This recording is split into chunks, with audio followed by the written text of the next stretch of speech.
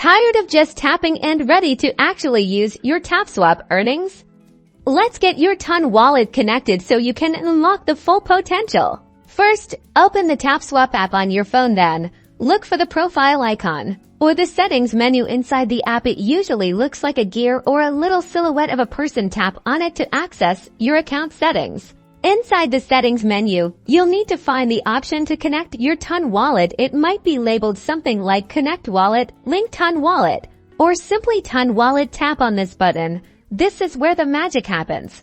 Now, you will be presented with available Ton wallets that can be linked. Select your preferred Ton wallet provider from the list. Popular choices include Tonkeeper and Maiden Wallet, but choose whichever one you're already using.